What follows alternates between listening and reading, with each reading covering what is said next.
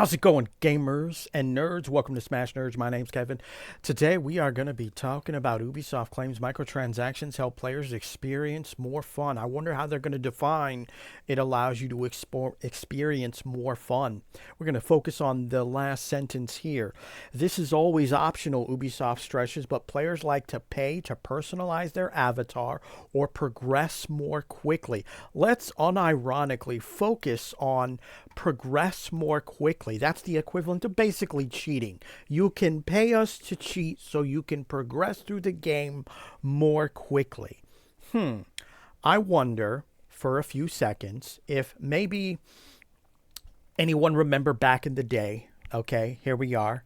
You know, Game Shark, Code Breaker, Game Genie. They even had a save editor specifically for PS3. And of course, there was also Action Replay, ladies and gentlemen, which was on multiple. I mean, this is apparently, I don't know how to spell. We're just going to go with it. DS, they had one for the PS2, PlayStation. I mean, the list goes on and on of where you could find Action Replay. Now, unironically, that's paying to cheat, but the difference is that it's an entire library of games for said console as opposed to some bullshit microtransactions within of itself, which unironically doesn't allow you to progress through the game really all that faster. It's just a cheap generic way for them to get money from you. And the reason being is if we look at the example of the picture right here, there is two cheats that you can pay for in this particular game. That is an XP boost and a gold boost. Now, if you want to know the difference between those two, well, specifically the XP, if you do not play it with the XP boost, you're going to leave the island roughly around level 5 if you complete everything on the beginning island, continent, whatever you want to call it. If you pay for the microtransaction experience boost, you can actually get to level 8/9. So it's not that much of a fast progression, especially when we're talking about a game that is relatively expansive in nature and content such as this, or unironically even Horizon Zero Dawn. In fact, I would say the idea of cheating through really big games, one thing that I've noticed is that, playing a game fully through, enjoying it as the experience was intended is gratifying within of itself. But whenever I want to screw around in this game, let's go get a cheat code and screw around in the game. Oftentimes I find that the game becomes boring and stale after a while because, well, there's no challenge there. Okay?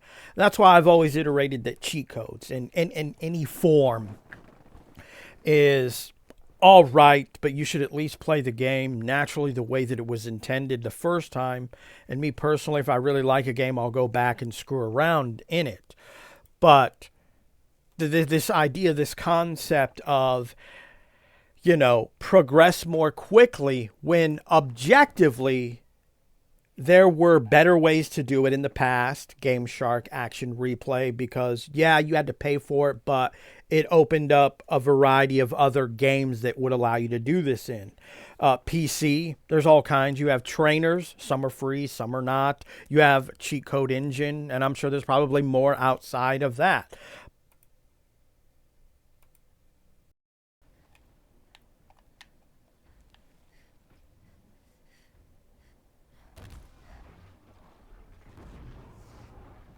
Aw, not enough damage. The beauty of the internet and PC gaming. Look at this. Free. Free. I don't have to pay to progress faster because if I wanted to do something like this, as we can see, I can definitely unironically do that.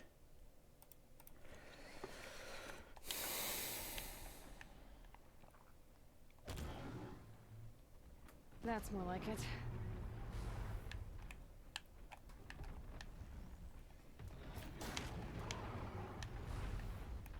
Point being is that there's unironically ways for people to cheat to progress more quickly, which I've never actually used any kind of cheat. Like we're talking like GTA, Giant Heads, or even Mortal Kombat, Meat, Chameleon. And unironically, those examples are already in the game, just a button press code away if you know what you're doing. So people do cheats for the entertainment. I would say they don't really necessarily do it for progressing through the game more quickly. Now, granted, are there going to be gamers that would maybe they suck at the game, so that's what they're going to do? Sure, yeah. But I would say the mass majority of gamers fit into two groups. They never use a cheat, don't plan on using a cheat. And then there are those like myself who will beat a game and then use cheats to screw around in the game.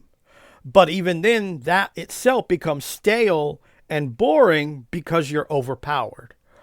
It's just the nature. Like Horizon, what I was showing you. Could you imagine trying to play that entire game with infinite health and one-shotting all the enemies? Something tells me you'd get bored pretty fast because there's no challenge in there. So, cheat codes, I think, at best, are really here just to kind of screw around in a game and not take the game serious, as opposed to actually trying to progress through the game naturally the way that it was intended by the developers.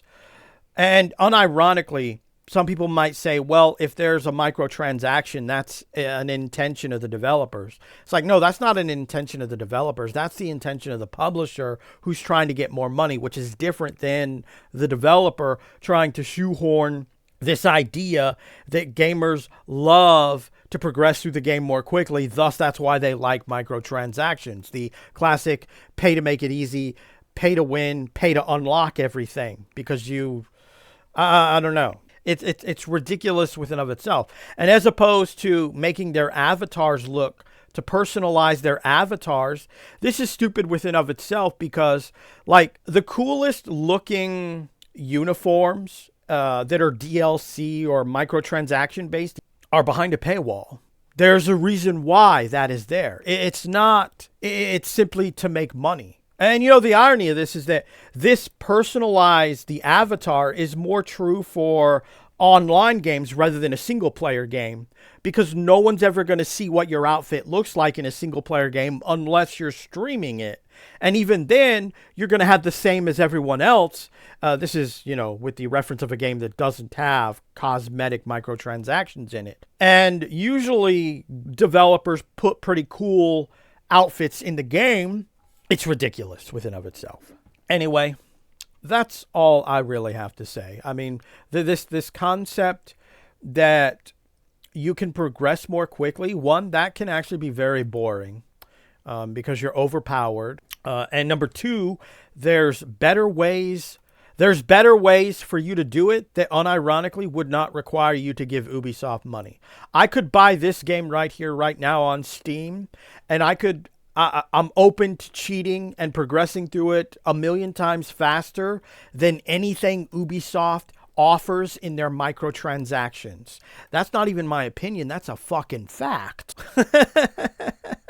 Hell, even going back to the PS3 era, any kind of game there that had the same kind of pay to win to pay to make it easy, I could progress faster and for multiple different games using a device like this as opposed to, this. And at the end of the day, from my perspective, I would rather give an individual or a company who wants to make a device like this money as opposed to, Ubisoft. If you agree, disagree, comment down below. Hope you enjoyed this video in some fashion or form. And remember, gamers and nerds, if not voicing your thoughts and concerns about the bullshit these CEOs be spitting out their mouth to unironically their investors, which why would their investors believe anything that they say? Because, wasn't there going to be investors that were going to sue them? You'd have to be pretty dumb to invest in Ubisoft after the bullshit they've been mixed in. Just my 2 cents. You just might be a part of the motherfucking problem.